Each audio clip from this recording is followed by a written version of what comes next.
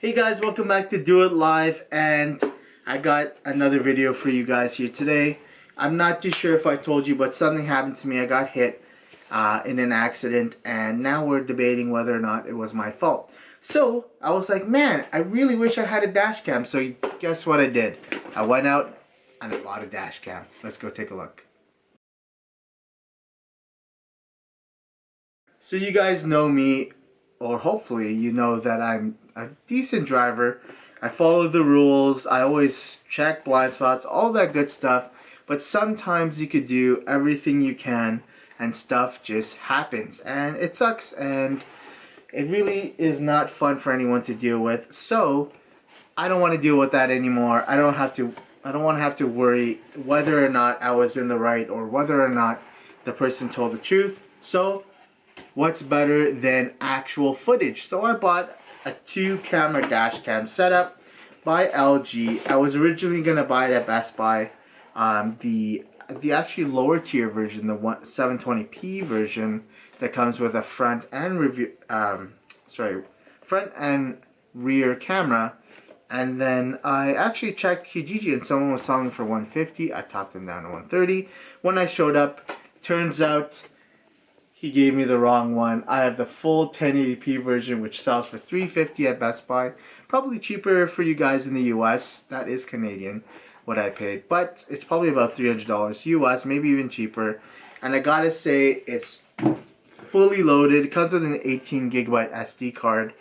So you don't even have to buy that. You just gotta hook it up, plug it into your lighter cable, and you're good to go.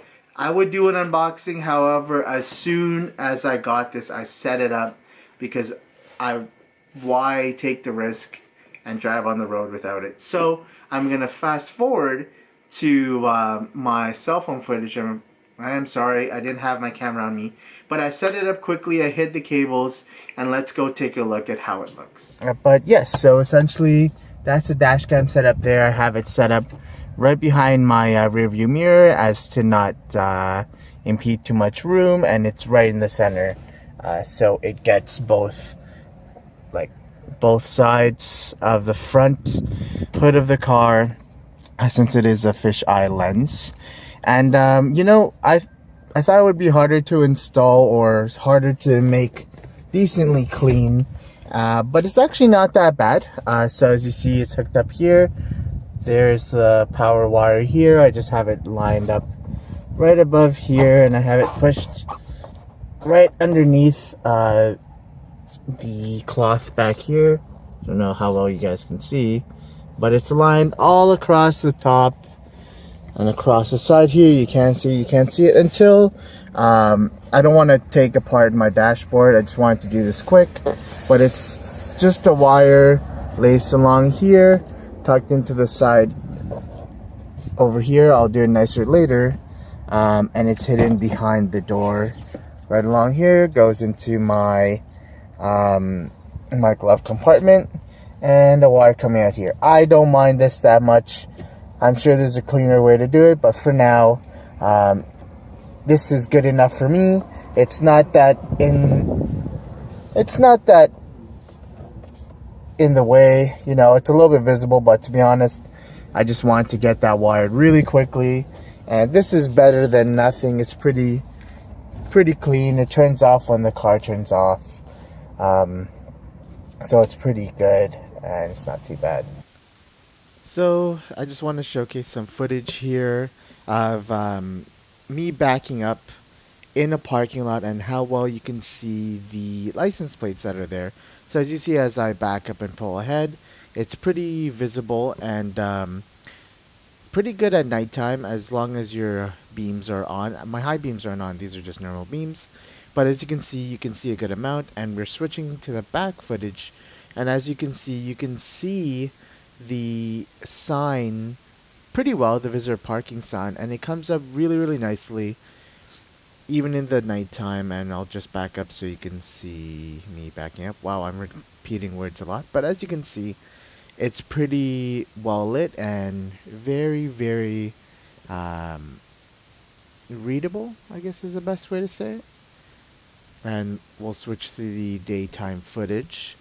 This is me driving down like a typical 50-kilometer street. You can see the license plate on the guy on my right. It's quite visible, and as I stop here, you can see very clearly the person's license plate in front of me, and the cars driving on the right and my left seem pretty clear. You can make out what cars they are, and also as you're driving by the street intersections, you get a little bit more visibility there.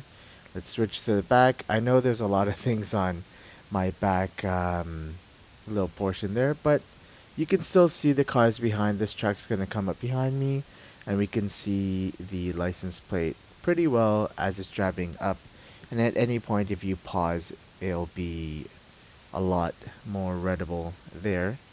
So it's pretty good. The software is pretty good to deal with, and it's great to have this footage if anything happens, and it records in 40-second bursts, so if anything were to happen, you can still backtrack and see the footage, no problem. But I hope this gives you a good idea of the footage and what you can get and how the entire software works. It's quite useful, and it even has extra features like the speed and the time that it happened and so on and so forth. So as you saw, the footage is clear. It's not like GoPro level or anything like that. But as long as you can make out the car, what type of car it is, the color, as well as you have the footage there to back you up after the incident occurs, it takes down the kilometer speed that you're going at, the time that it occurred or the time that the recording occurred at, and as well as it does the rear camera. Damn, why do I keep doing that?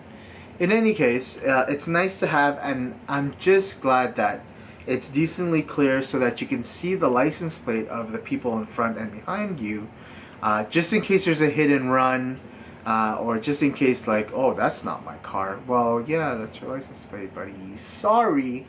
So it gets the job done. It is nice that it has a LCD screen. The issue with that screen is that it's not the brightest. So when I'm trying to look at the footage while I'm in the car, glare is like insane. It's not easy to fully make out what is there. So that was one thing. Another issue is that the clips to attach it to your car, they're really strong. The adhesive is really strong. So I don't think you can reuse those after you've used it once. So I don't know what to do if I change cars, which is very possible because right now I have a 2-door car and God knows the headache that comes up with. So I'd rather have a 4-door car. If I switch, I don't know what I'm going to do. Do I have to buy a replacement? I haven't looked into that yet.